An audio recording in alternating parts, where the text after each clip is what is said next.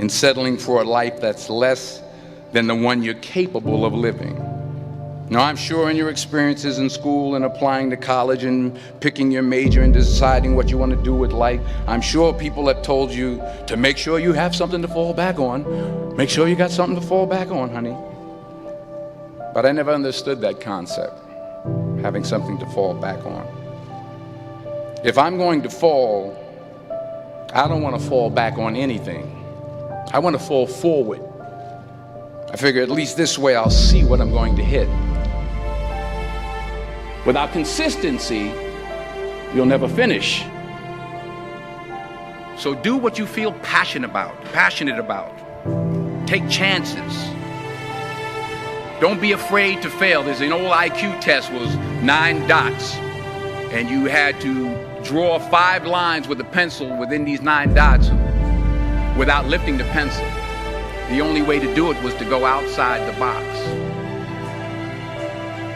Don't be afraid to think outside the box. Don't be afraid to fail big, to dream big.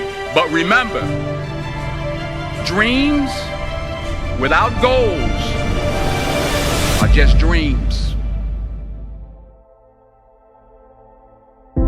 Reggie Jackson struck out 2,600 times in his career, the most in the history of baseball. But you don't hear about the strikeouts. People remember the home runs. Fall forward. Thomas Edison conducted 1,000 failed experiments. Did you know that? I didn't know that. Because the 1,001st was the light bulb. Fall forward. Every failed experiment is one step closer to success. You've got to take risks, and I'm sure you've probably heard that before, but I want to talk to you about why that's so important. You will fail at some point in your life. Accept it. You will lose. You will embarrass yourself. You will suck at something. There's no doubt about it. And I know that's probably not a traditional message for a graduation ceremony, but hey, I'm telling you, embrace it, because it's inevitable.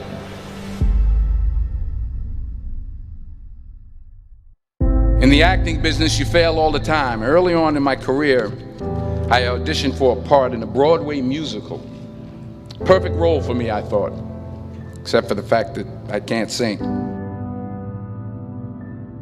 I didn't get the job. But here's the thing. I didn't quit.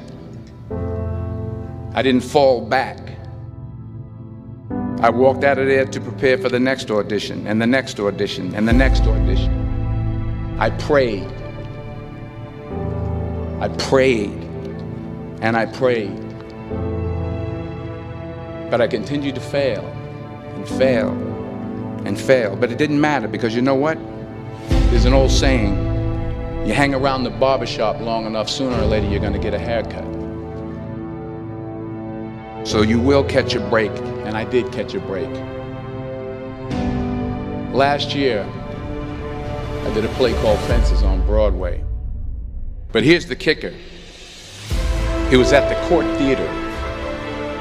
It was at the same theater that I failed that first audition 30 years prior.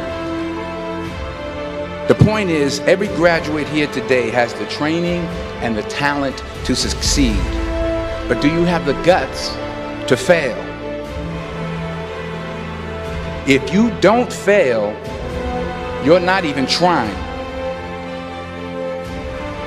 I'll say it again. If you don't fail, you're not even trying. To get something you never had, you have to do something you never did. Imagine you're on your deathbed, and standing around your deathbed are the ghosts representing your unfulfilled potential. The ghost of the ideas you never acted on. The ghost of the talents you didn't use. And they're standing around your bed, angry, disappointed, and upset.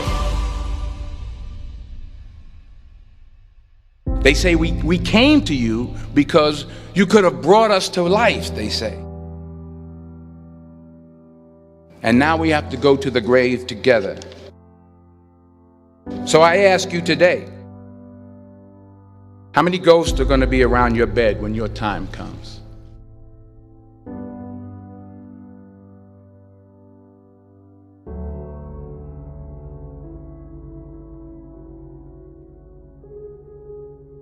I just got back from South Africa. It's a beautiful country, but there are places there with terrible poverty that need help.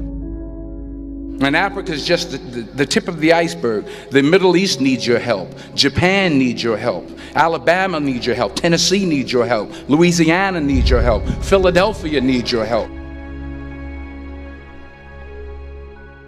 The world needs a lot, and we need it from you. We really do. We need it from you young people. I mean, I'm not speaking for the rest of us up here, but I know I'm getting a little grayer. We need it from you, the young people, because remember this. You got to get out there. You got to give it everything you got, whether it's your time, your talent, your prayers, or your treasures. What are you going to do with what you have? I'm not talking about how much you have. Some of you are business majors, some of you are theologians, nurses, sociologists. Some of you have money, some of you have patience, some of you have kindness, some of you have love, some of you have the gift of long suffering. Whatever it is, whatever your gift is, what are you going to do with what you have? All right, now here's my last point about failure. Sometimes it's the best way to figure out where you're going. Your life will never be a straight path.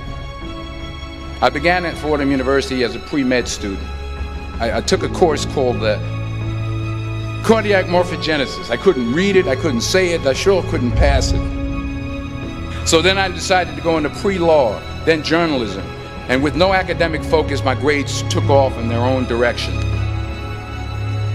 I was a 1.8 GPA.